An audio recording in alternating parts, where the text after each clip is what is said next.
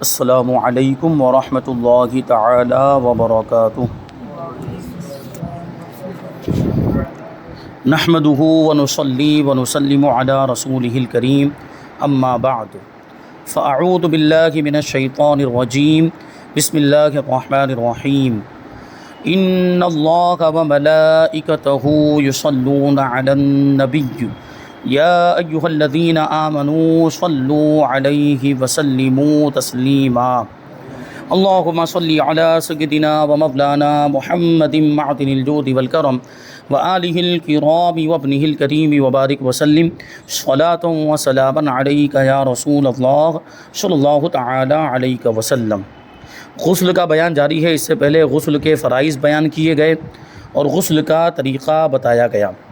اب یہاں سے بہت اہم چیز ہے کہ غسل فرض کرنے والی کتنی اور کون سی چیزیں ہیں، یعنی کن چیزوں کی وجہ سے غسل فرض ہو جاتا ہے، غسل واجب ہو جاتا ہے، یا یوں کہہ لیجئے کہ کون سی ایسی چیزیں ہیں جن کے پیش آنے کی وجہ سے آدمی ناپاک ہو جاتا ہے اور اس پر غسل کرنا ضروری ہو جاتا ہے۔ تو اس کا جواب دیتے ہیں کہ پہلے ایک حدیث مبارکہ ملاحظہ کیجئے۔ حضور پاک صلی اللہ علیہ وسلم نے فرمایا، اس گھر میں رحمت کے فرشتے نہیں آتے جس گھر میں تصویر، کتا یا وہ شخص موجود ہو جس پر غسل فرض ہو۔ تو اس طرح کی ایک حدیث پاک پہلے بھی گزری ہے کہ جس گھر میں جنوبی آدمی ہو، جس گھر میں ناپاک آدمی ہو، اس میں رحمت کے فرشتے داخل نہیں ہوتے۔ تو اس میں دو چیزوں کا اور ذکر ہے، تصویر کا بھی ذکر ہے۔ تصویر سے مراد جاندار کی تصویر۔ تو جس گھر میں جاندار کی تصویر ہو یا کتا ہو یا کوئی ناپاک شخص موجود ہو جس پر غسل فرض ہے، اس میں رحمت کے فرشتے نہیں آتے۔ تو اگر کسی کے گھر میں جاندار کی تصویر ہو تو تصویر کو ہٹا دینا چاہیے، یا گھر میں کتا ہو تو کتے کو بھی گھر سے باہر نکال دینا چاہیے۔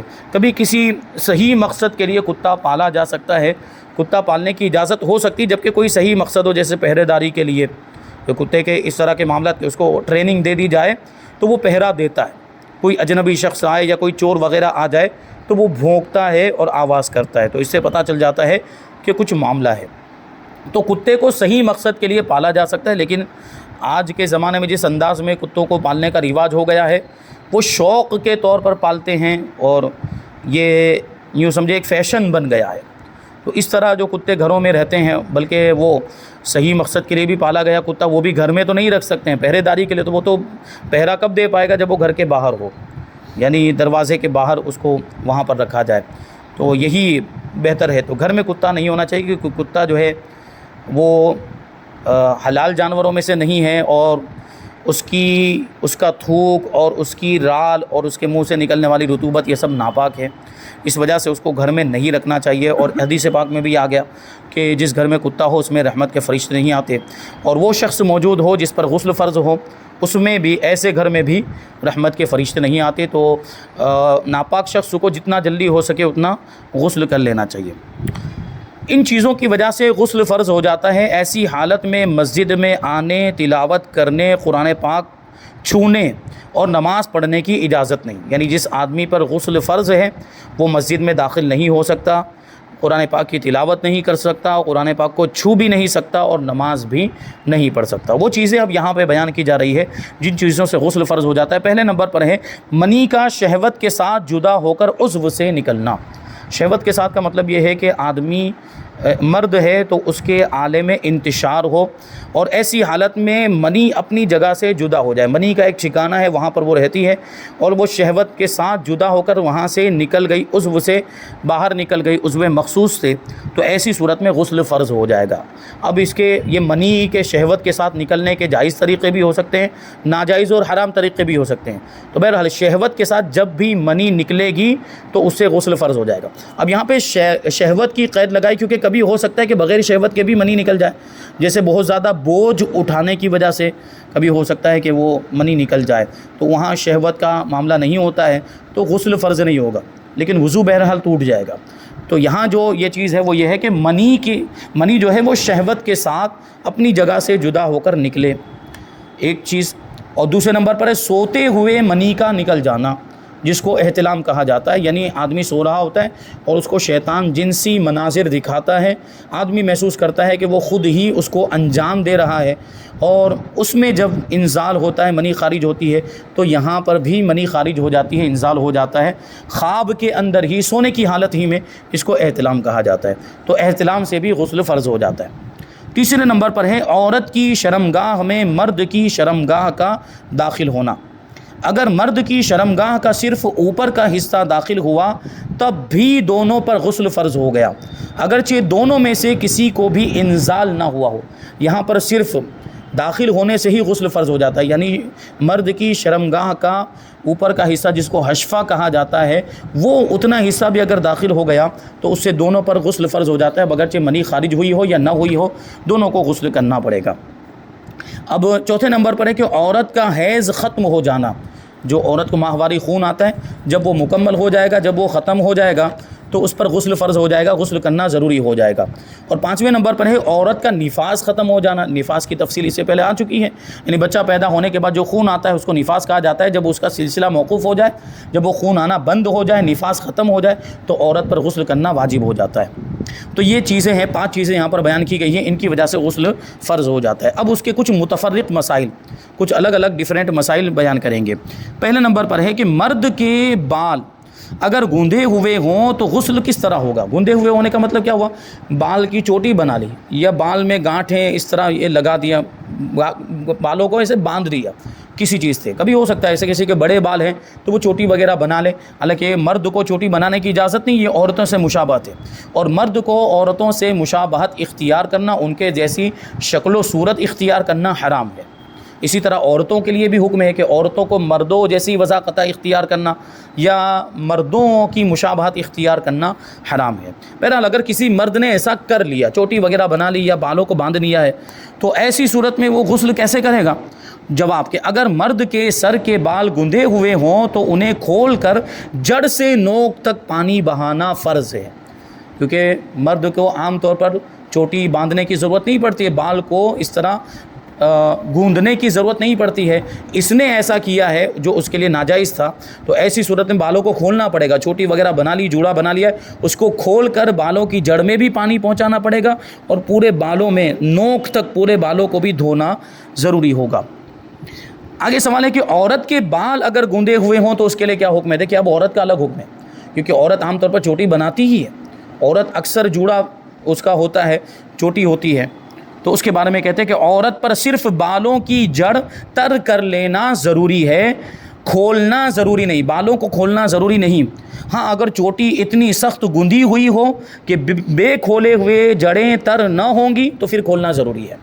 یعنی کیا مطلب ہوا کہ عورتوں کے لیے صرف اتنا ضروری ہے کہ بالوں کی جڑ میں پانی پہنچ جائے، بالوں کی جڑ میں پانی بہہ جائے، وہ چوٹی کو پورا دھونا یا چوٹی میں پانی پہنچانا ضروری نہیں۔ لیکن اگر اتنا کس کے بالوں کو باندھ دیا ہے کہ اگر اوپر سے پانی بہائیں گے تو جڑوں میں پانی نہیں پہنچے گا تو پھر کھولنا ضروری ہوگا۔ تو یہ عورتوں کے لیے حکم الگ ہے، چوٹی کھولنا ان کے اوپر لازم نہیں ہے، جڑوں تک پانی پہنچانا صرف ان کے لیے ضروری ہے۔ اب ایک اور مسئلہ ہے کہ یہ وضو والے بیان میں بھی آ چکا ہے کہ اگر ناخن پر نیل پالش لگی ہوئی ہو تو کیا غسل ہو جائے گا؟ وہی چیز ہے کہ نیل پالش کے اندر جرم ہوتا ہے، اس کے اندر ایک تہ ہوتی ہے، لیئر ہوتی ہے، اور اس کے لگے ہوئے ہونے کی صورت میں ہم پانی بہائیں گے تو پانی اوپر سے بہہ جائے گا، اس کے نیچے نہیں پہنچے گا، تو ظاہر سی بات ہے وہ نیچے والی جگہ اب دھلنے سے رہ گئی، تو ایسی صورت میں نہ وضو ہوگا۔ اگر وضو جن اعضاء کو وضو میں دھونا، تو نیل تو عام طور پر نیل پالش تو وہ ناخن پر ہی لگایا جاتا ہے، تو ناخن کا دھونا تو وضو میں بھی ضروری ہے اور غسل میں بھی ضروری، تو وضو بھی نہیں ہوگا اور غسل بھی نہیں ہوگا۔ اسی کو بیان کرتے ہیں کہ اگر نیل پالش ناخنوں پر لگی ہوئی ہے تو اس کا چھڑانا فرض ہے، ورنہ غسل نہیں ہوگا۔ ایک اور سوال ہے کہ اگر ہاتھ میں سیاہی کی تہ لگی رہ جائے تو کیا غسل ہو جائے گا؟ سیاہی مطلب روشنائی، جو قلم کے اندر، جو بال پین وغیرہ کے اندر جو روشنائی، وہ ناخن کے اندر لگی ہوئی تھی روشنائی یا سیاہی، تو کہتے ہیں کہ پکانے والے کے ناخن میں آٹا، یعنی جو عام طور پر کھانا بنانے والے لوگ ہیں، جیسے خواتین گھر کا کھانا عام طور پر گھر کی جو خواتین ہوتی ہیں وہی بناتی ہے، تو روٹی بھی وہی بناتی ہے، آٹا ان کی انگلیوں میں، ناخنوں میں کبھی لگا ہوا رہ جاتا ہے۔ اور لکھنے والے کے لیے ناخن میں سیاہی کا جرم، یعنی اس کا کام ہی یہ ہے کہ وہ لکھتا رہتا ہے اور اس کے اکثر اوقات لکھنے میں ہی گزرتے ہیں، تو اب ظاہر سی بات جس کا کام ہی لکھنے کا ہے تو روشنائی تو لگتی رہے گی. تو اس میں اب اس کے لیے حرج ہوگا. اگر اس کو یہ حکم دے دیا جائے کہ ہر وقت جب بھی تو وضو کرے گا وہ روشنائی کا جرم تجھ پر چھڑانا ضروری ہوگا، یا عورتوں کو حکم دے دیا جائے کہ آٹے کا جو بھی حصہ ہے اس کو پورے طور پر نکالنا ضروری ہوگا، تو ان کے لیے دشواری کا سامنا ہوگا اور حرج کا ان کو سامنا ہوگا. اسی طرح کہتے ہیں کہ عام لوگوں کے لیے مکھی مچھر کی بیٹ لگی ہوئی رہ گئی اور توجہ نہ رہی تو غسل ہو جائے گا. توجہ نہ رہی تو غسل ہو جائے گا. ہاں، معلوم ہو جانے کے بعد جدا کرنا اور اس جگہ کا دھونا ضروری ہے. پہلے جو نماز پڑھی ہے وہ ہو گئی. اسی طرح جو رنگ ریز ہوتے، رنگنے کا کام کرتے پینٹر، تو ان کے ہاتھوں میں کلر وغیرہ لگا رہ جاتا ہے، تو بے توجہی میں اگر کچھ حصہ اس کا لگا ہوا رہ گیا ہے تو نماز ہو جائے گی، کیونکہ ان کا کام ہی یہ ہوتا ہے کچھ نہ کچھ رہ جاتا ہے. لیکن اگر اس کو معلوم ہے، توجہ ہے، تو اس کو جدا کرنا ضروری ہوگا. آگے سوال ہے کہ بہتے پانی میں غسل کرنے کا کیا طریقہ ہے؟ جواب: اگر بہتے پانی مثلا دریا یا نہر میں غسل کیا تو تھوڑی دیر اس میں رکنے سے 3 بار دھونے، ترتیب اور وضو، یہ سب سنتیں ادا ہو گئی. تھوڑی دیر تک رکا رہے گا تو 3 بار دھونے کی بھی سنت ادا ہو گئی. اور اسی طریقے سے جو ترتیب تھی، جو اعضاء کو دھونے کی ترتیب، کیونکہ وہ اس میں ڈبکی لگا لے گا تو سارے اعضاء ایک ساتھ میں ہی دھل رہے ہیں اور ایک ساتھ میں ہی سارے اعضاء پر پانی پہنچ رہا ہے، تو وہ ترتیب کی سنت بھی گویا کہ اسی میں ادا ہو گئی. اور وضو جو الگ سے کرنے کے لیے جو طریقے کے اندر آیا کہ وضو کرنا ہے، غسل کا جو طریقہ بتایا گیا کہ پہلے ہاتھوں کو گٹوں تک دھونا ہے، پھر شرمگاہ کو دھونا ہے، پھر بدن پہ جہاں پر نجاست لگی ہو اس کو صاف کرنا ہے، اس کے بعد نماز جیسا وضو کرنا ہے. لیکن یہاں تو پورا ہی وہ پانی کے اندر چلا گیا ہے، پانی میں اس نے ڈبکی لگا دی ہے، تو وہ جو وضو کے اعضاء ہیں وہ خود بخود اس کے دھل چکے ہیں، تو وضو کی سنت بھی ادا ہو گئی. آگے سوال ہے کہ جن پر غسل فرض ہو کیا وہ اذان کا جواب دے سکتے ہیں؟ کیونکہ اس سے پہلے ہم نے سنا کہ قرآن کی تلاوت نہیں کر سکتے، تو اذان کا جواب، اس میں بھی اللہ کا نام آتا ہے، تو اس کا جواب ہے کہ جن پر غسل فرض ہو ان کو اذان کا جواب دینا جائز ہے. قرآن کی تلاوت نہیں کر سکتے اور اس میں اذان میں قرآن کی کوئی آیت تو ہے نہیں، نہ ہی اس کا جواب دینے میں قرآن کی کوئی آیت آتی ہے، تو جواب دے سکتے ہیں، جواب دینا جائز ہے. سوال: ناپاکی کی حالت میں درود شریف پڑھ سکتے ہیں؟ بہت اہم سوال ہے. جواب: جن پر غسل فرض ہو ان کو درود شریف اور دعائیں پڑھنے میں حرج نہیں، مگر بہتر یہ ہے کہ وضو یا کلی کر کے پڑھیں. یعنی وہ ناپاک آدمی وضو کرے گا تو وضو ہونے والا نہیں ہے. جیسے حیض والی عورت ہے، نفاس والی عورت، وہ وضو کرے گی تو یہ نہیں کہا جائے گا کہ وہ باوضو ہو گئی، کیونکہ اس پر تو غسل فرض ہے. جب تک وہ غسل نہیں کرے گی تو وضو کا کوئی مطلب ہی نہیں ہے. لیکن بہرحال بہتر یہ ہے کہ وہ وضو کر کے یا کلی کر کے درود شریف وغیرہ پڑھے. بلکہ عورت کے لیے تو اس سے پہلے بتایا گیا کہ وہ حیض کی حالت میں ہو یا نفاس کی حالت میں ہو، جو مخصوص ایام ہوتے ہیں، تو وہ ان میں نمازوں کے اوقات میں مصلی بچھا کر اوراد و وظائف پڑھتی رہے، درود شریف پڑھتی رہے، تاکہ اس کی ایک عادت بنی رہے، وہ وقت کی پابندی کی عادت بنی رہے، تاکہ جب وہ پاک ہو جائے تو نماز پڑھنے میں ان اوقات میں اس کو آسانی ہو، اس کی عادت ٹوٹنے نہ پائے. آگے سوال ہے کہ ایسے دن غسل فرض ہوا جس دن غسل کرنا سنت یا مستحب ہے، تو کیا اسے فرض کے ساتھ دوسرا غسل الگ سے کرنا ہوگا؟ جیسے جمعہ کے دن غسل کرنا مستحب ہے، جمعہ کے دن غسل کرنا یہ سنت ہے، تو اب اگر کوئی آدمی جمعہ کے دن ہی ناپاک ہوا اور جمعہ کے دن اب یہ ناپاکی والا بھی وہ غسل کرے گا، تو کیا اب یہ ناپاکی والا غسل الگ اور وہ سنت والا غسل الگ، یہ 2 الگ الگ غسل کرنے پڑیں گے، یا ایک ہی غسل دونوں کے لیے کافی ہو جائے گا؟ جواب دیتے ہیں کہ جن پر چند غسل ہوں، مثلا عید بھی ہے، جمعہ کا دن بھی ہے، مزید فرض غسل بھی ہے، تو تینوں کی نیت کر کے ایک ہی غسل کر لیا، سب ادا ہو گئے اور سب کا ثواب ملے گا. یعنی الگ الگ 3 غسل یا 2 غسل کرنے کی ضرورت نہیں ہے، ایک ہی غسل سب کی نیت سے کر لے، وہ کافی ہو جائے گا اور سب کا ثواب مل جائے گا. آگے سوال ہے کہ کن ایام میں غسل کرنا سنت ہے؟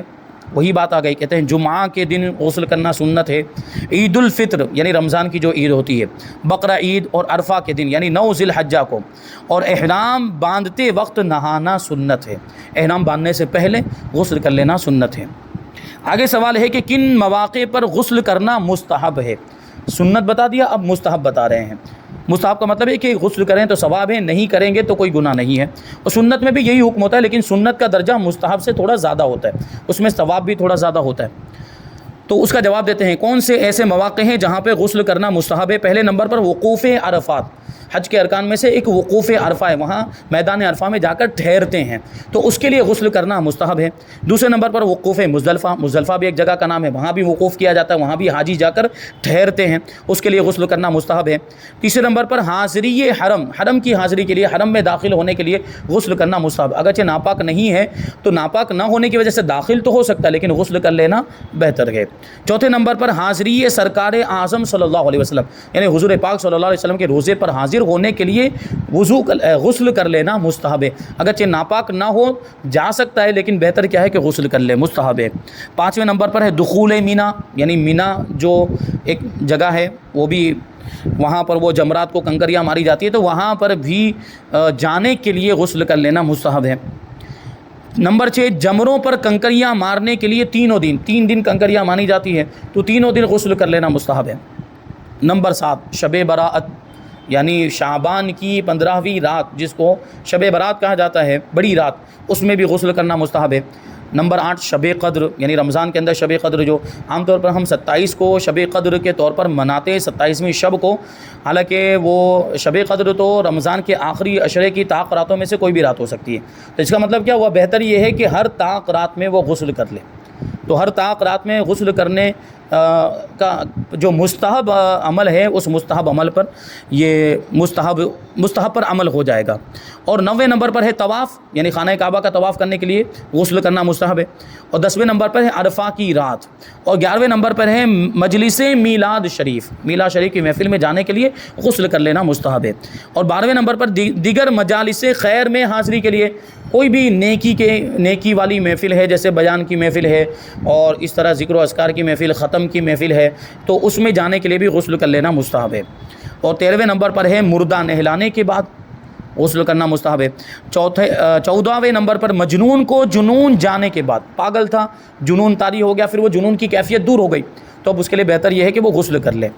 اور 15ویں نمبر پر غشی سے افاقے کے بعد، غشی مطلب بے ہوش ہو جانا، کوئی آدمی بے ہوش ہو گیا تھا، اب وہ بے ہوشی کی کیفیت دور ہو گئی، اچھا ہو گیا، افاقہ ہو گیا، تو اب اس کو غسل کر لینا بہتر ہے، کیونکہ بے ہوشی کے عالم میں اور جنون اور پاگل پن کے عالم میں آدمی کیا کر رہا ہوتا ہے اس کو خود کو ہوش نہیں ہوتا، اس کو خود کو پتہ نہیں چلتا اس نے کیا کیا کیا ہوگا، اس لیے بہتر یہ ہے کہ وہ غسل کر لے، اگرچہ غسل فرض ہونے کے آثار اس کو ظاہر نہیں ہے، اس کو پتہ نہیں چل رہا ہے تو غسل کر لینا مستحب ہے۔ آخری سوال اس باب میں ہے کہ جسم کے غیر ضروری بال صاف کرنے سے غسل فرض ہو جاتا ہے یا نہیں، جیسے منہ زیر ناف، یہ غیر ضروری بال ہیں، ان کو دور کیا جاتا ہے اور 40 دن کے اندر ان کو دور کرنا ضروری ہے۔ 40 دن سے زیادہ ان بالوں کو، بغل کے بالوں کو اور منہ زیر ناف کو چھوڑے رکھنا یہ مکروہ تحریمی ہے، اور 40 دن سے زیادہ اگر گزر جائیں تو وہ آدمی گنہگار ہوگا، اس سے پہلے اس کو کاٹ لینا چاہیے۔ تو یہ غیر ضروری بال اگر کسی نے صاف کیے تو کیا اس کے بعد غسل کرنا ضروری ہو جاتا ہے؟ جواب، ابھی آپ نے اس سے پہلے جو غسل فرض کرنے والی چیزیں سنی تو اس میں کہیں پر بھی یہ چیز نہیں آئی ہے، اس سے پتہ چلا کہ غیر ضروری بال دور کرنے کے بعد غسل کرنا فرض نہیں ہوتا ہے۔ جواب، جسم کے غیر ضروری بال صاف کرنے سے غسل فرض نہیں ہوتا، کیونکہ غسل فرض ہونے کے لیے چند مخصوص اسباب ہیں جو عام طور پر معروف اور مشہور ہیں، جن کو ابھی پہلے بیان کیا گیا، جن میں سوال میں ذکر کردہ بات شامل نہیں ہے۔ کسی نے جہالت کی وجہ سے ایسی غلط بات کی ہے، اس کی شرعاً کوئی حقیقت نہیں ہے۔ ہاں، اگر کرنا چاہے، غسل کرنا چاہے تو کر سکتے ہیں، کیونکہ غیر ضروری بالوں کو صاف کیا ہے تو ہو سکتا ہے وہ بال بدن کے دوسرے حصے میں لگ گئے ہوں گے، اور بالوں کو ویسے اگر جھاڑنے سے وہ صاف ہو جاتے ہیں تو کوئی مسئلہ نہیں، لیکن کبھی ایسا ہوتا ہے کہ وہ بال پسینے کی وجہ سے بدن کے اندر چپک جاتے ہیں، اب اس کو دھویا جائے تبھی وہ نکلتے ہیں، تو اس صورت میں وہ غسل کر لے، لیکن فرض سمجھ کے نہ کرے، یہ عقیدہ نہ ہو، یہ سوچ نہ ہو کہ بال، یہ غیر ضروری بال صاف کرنے کے بعد غسل کرنا ضروری ہو جاتا ہے، یہ سوچ کر نہ کرے۔ دوسرا کوئی صحیح مقصد ہے تو کیا جا سکتا ہے۔ تو یہاں پر غسل کا بیان مکمل ہو گیا، اس کے بعد ہے تیمم کا بیان، اور تیمم کے بارے میں مختصر طور پر پہلے آ چکا ہے کہ پانی نہ ہونے کی صورت میں یا پانی پر قدرت نہ ہونے کی صورت پر یہ تیمم کیا جاتا ہے، اور تیمم مٹی سے کیا جاتا ہے، یا اس کے علاوہ بھی اور کچھ چیزیں ہیں، کن کن چیزوں سے تیمم کیا جا سکتا ہے، کب تیمم کرنے کی اجازت ہے، تیمم کا حکم کب نازل ہوا، کس مقام پر نازل ہوا، تیمم کے فرائض کیا ہیں، تیمم کی سنتیں کیا ہیں، اور تیمم کرنے کا طریقہ کیا ہے، اور اس کے تعلق سے کچھ اور ضروری مسائل انشاءاللہ تبارک و تعالی ہم آئندہ درس میں شامل کریں گے۔ اللہ تبارک و تعالی کی بارگاہ میں دعا ہے کہ جو کچھ بھی بیان ہوا اس پر ہم سب کو عمل کرنے کی توفیق عطا فرمائے۔ وما علینا الا البلاغ۔ السلام علیکم۔